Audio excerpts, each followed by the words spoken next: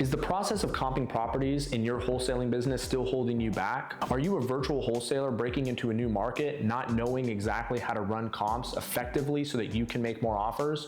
Or are all the tools out there on the market too expensive and you don't have the budget to pay for them yet as you start your wholesaling journey? Well, in this video, I'm going to take you through a simple step-by-step guide how to use a 100% free resource like Zillow to comp your properties and make more offers on a daily basis. Now, Zillow works in most markets here in America, but for a very select few, there's paid tools out there and there's even some free tools out there that you could use to get your deals done. In this video, I'm going to show you how I use Zillow on a daily basis to comp my properties and make offers with no hesitation. And as a side note, through this video, you're going to learn exactly what I do and how I do it so that when I speak to my buyers to sell these deals, I can speak with confidence because I know my math. And if you're a new wholesaler just starting out your business in 2025, consider joining my free Crush Wholesaling community. It is designed with no paywalls so that we can bring more people together, do more deals, and scale. Just follow the link in the description, and at the end of this video, you're gonna be amazed because you never realized how simple comping properties on Zillow can actually be.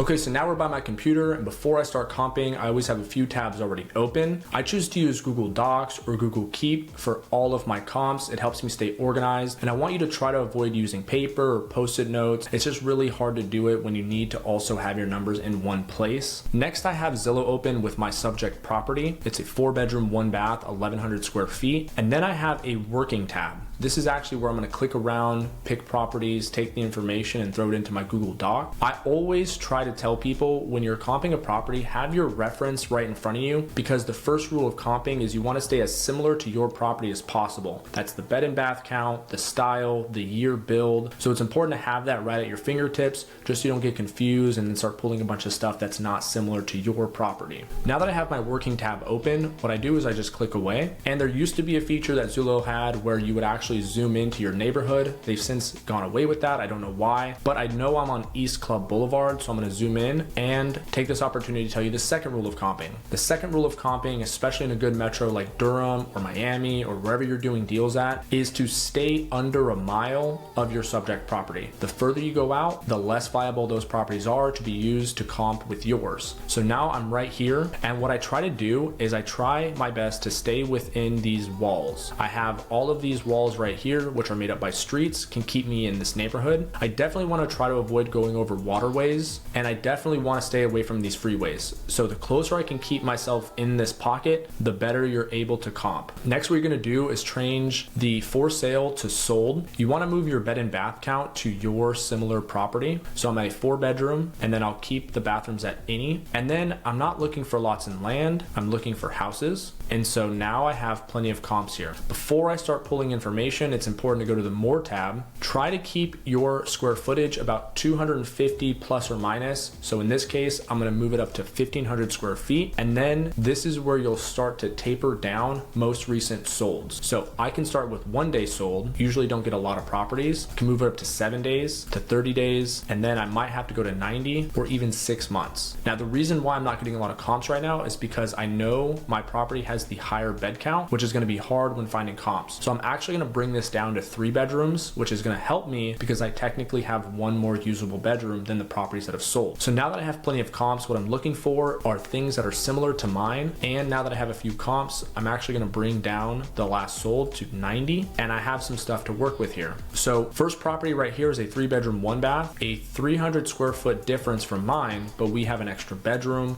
So this might be a great comp to use. What I like to do is I take all this information right here, I copy it, and then I simply paste it into here. What I like to do is just take away all of this information to make it super tight. And now I have a clean slate to work with. I try to tell people a good trick, instead of trying to find the average of homes sold by the sale value, you want to come down and get the last information right here and throw it in. This is really important because what you're looking for to stay accurate is what homes sold for by price per square foot. This is absolutely the best way to comp. I can't stress this enough. And as an added bonus, this is what I do to have more confidence when I'm talking to my buyers, is I'll see when did it list versus when did it sell. This is extremely important because now you can talk to your buyers and say, I know properties in this area are selling within 30 days if they're priced accordingly. So I take that information, I throw it just right under. I usually just take away this percentages. It doesn't really help me any. It only kind of shows me the difference between what it listed for percent wise and then what it sold for. And so you can start to see a small trend that they got really ambitious by trying to start 449 and then they end up settling for 444. Next, what I'm gonna do is find 2 more properties. This is critical if you're not a super math whiz. To find an average of something, you need a bare minimum of 3. Now, I try to err on the side of 5 to 6 comps just to really make my numbers solid, but every buyer is getting at least 3 comps. If there's not more than 3, that's okay. You can stop at 3, but if there's only less than 3, that's really tough because it shows a lack of inventory or a lack of movement. And so try to stay away from metros like that. In this area, we have plenty to pick from, especially if I push that timeline back, which I don't want to do quite yet. I'm going to click on this 405. It's a 3-bedroom, 1-bath, 1,100 square feet. This is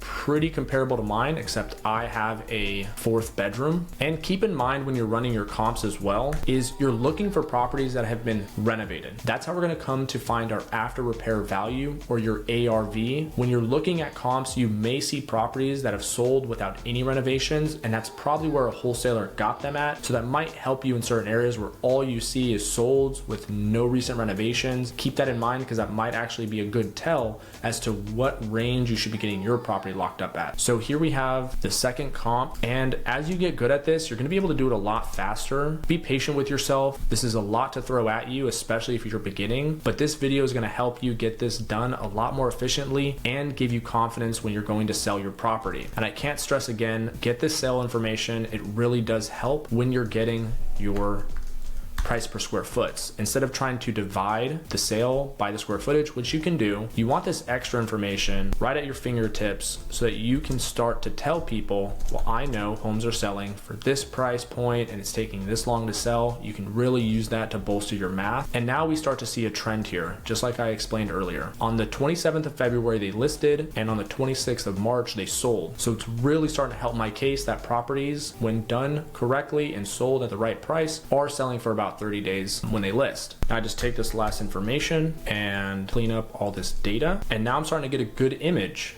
All I need is one more property. That may be easy, it may be hard. And as I said earlier, here we see some properties that have sold, but if I click on it, I can just tell from the outside and the fact that there's no photos that this wasn't renovated. So a wholesaler might have picked this up for $225 and assigned it for $235. So that's a good sign. I would almost say you could probably guess by the end of this video, that's most likely where I'll be getting my MAO, which is my maximum allowable offer. After doing the formula I'm about to show you, that's the number you're gonna wanna present or anchor with so that you can get a good deal. Here we have a property, a 3-bedroom, 1-bath, renovated, 1,200 square feet. This is a good comp for me, except I have vinyl siding and this property has a brick veneer, but I don't have a lot to pick from, so this is definitely gonna do for right now. I'm gonna take this property and I'm gonna complete my 3rd address so that I can actually start doing my math and I can get back on the phone, talking to the seller and giving them my offer. Last but not least, I'm gonna take this information right here. I'm gonna throw it right below, and now we'll be able to see what the average timeline is for selling properties in this zip code or in this neighborhood.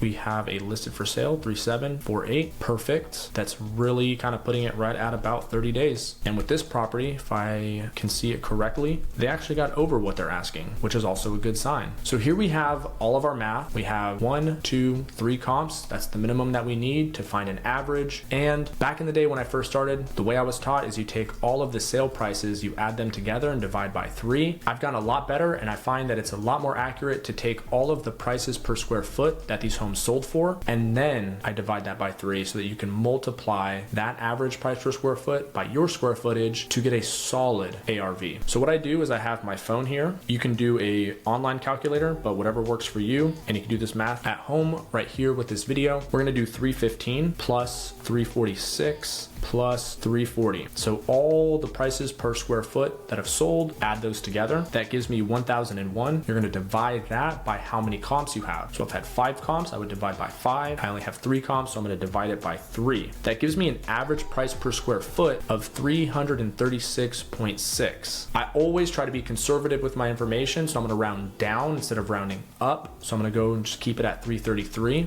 And I usually just throw that number right next to my square footage. So 333 is the average price per square foot. We're gonna multiply that by your square footage. So mine is 1,161. 1,161 times 333 gives me an after repair value of 386. 613. I'm gonna round it down again just to be a little conservative so I'm not over promising anything. In some cases you can round up because you know it's a hot market. So I believe my ARV, the after repair value or the fair market value of this property once it's all fixed up is 386. Now, I'm gonna take this moment to show you the formula that you can use every single time to comp and get your MAO. So that formula is gonna be the ARV. In most markets, in most hot markets, right now we're at about 75%. Some hot markets, you can be at 80%. What that number is your buyer's profit spread. So for us, it's 75% in Durham. So it's gonna be the ARV, so 386 multiplied by 0.75 or 75%. So what is that gonna get us? 386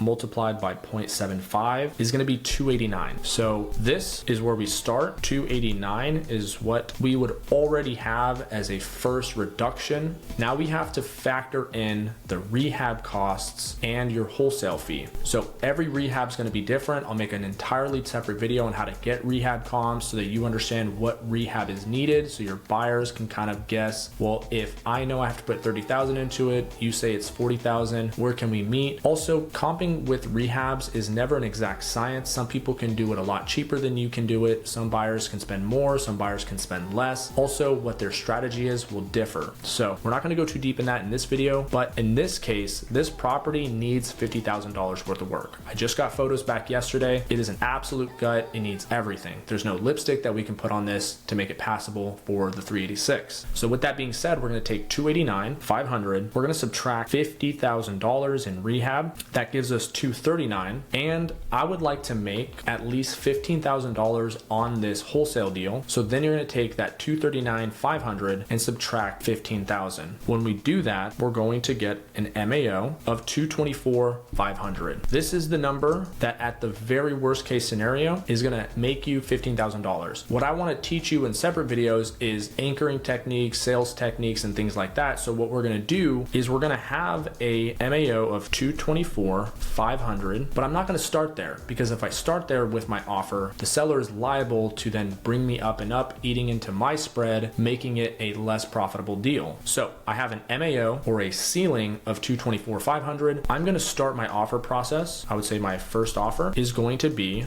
214, 500. A quick tip is if you get it any less than your 224, of course you just made more money, but I try to have in some ways a subtle anchor. All right, 214 is a bit of an odd number. You can do 214, 700 or 214, $630. That is going to make it an exact number. So the sellers go, man, that is exactly how much they can pay. Okay, that's understandable. Do you think you can do 215 at the least? Try to avoid those round numbers. It is very skeptical. Most sellers will go, okay, if you can do that round number, why can't you do this round number? So I will be at 214, 500 on this one and giving myself a little bit of room. They may talk me up to 224. If I do lock up the deal at 224, I still made $15,000. All right, everybody, that is how you completely comp properties for free in 2025 using just Zillow. If you learned something new, you found a better way to comp properties, smash that like button, subscribe to the channel, and if you're new to wholesaling or looking to scale, consider joining the free Crush Wholesaling community. I'm going to be there providing a lot of value, and I want to see your success. I'll see you in another video.